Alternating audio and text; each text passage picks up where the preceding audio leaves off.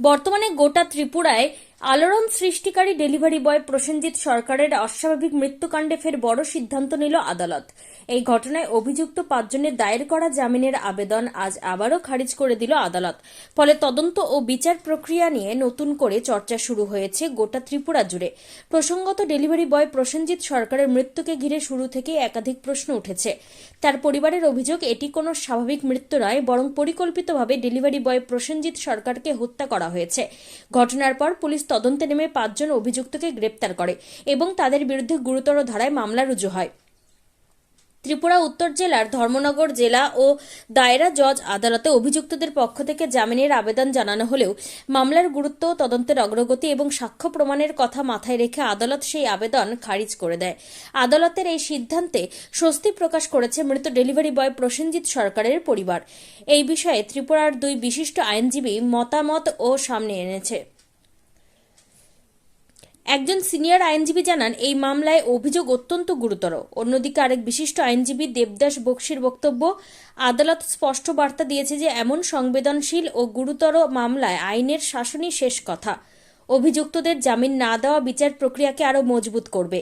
সব মিলিয়ে নিহত ডেলিভারি বয় প্রসেনজিৎ সরকারের মৃত্যুকাণ্ডে আদালতের এই সিদ্ধান্ত নতুন করে আশার আলো দেখাচ্ছে বলে মনে করছেন আইন বিশেষজ্ঞরা। এখন সকলের নজর তদন্তের পরবর্তী ধাপ ও চার্জশিট পেশের দিকে। ত্রিপুরা থেকে বিক্রম কর্মকারের report, crime press Bengal news.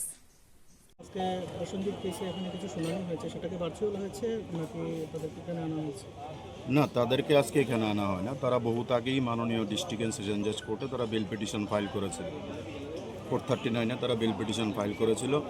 Accordingly আমি গত ডেটে আপনাদেরকে বলেছিলাম যে আপনারা একটু সময় ধৈর্য ধরুন, আপনাদের জন্য একটা ভালো খবর আসছে।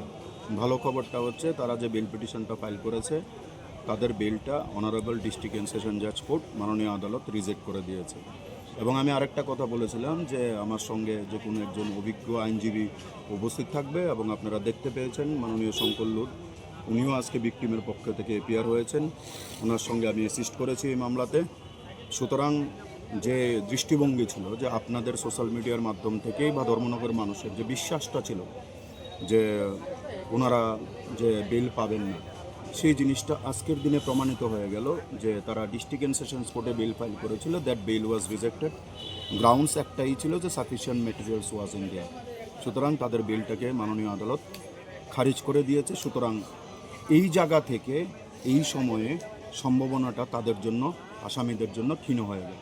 এইবার নিয়ে কয়বার স্যার তাদের বেল রিজেক্ট করেছে? That time, totally 3 times they have filed the bail petition.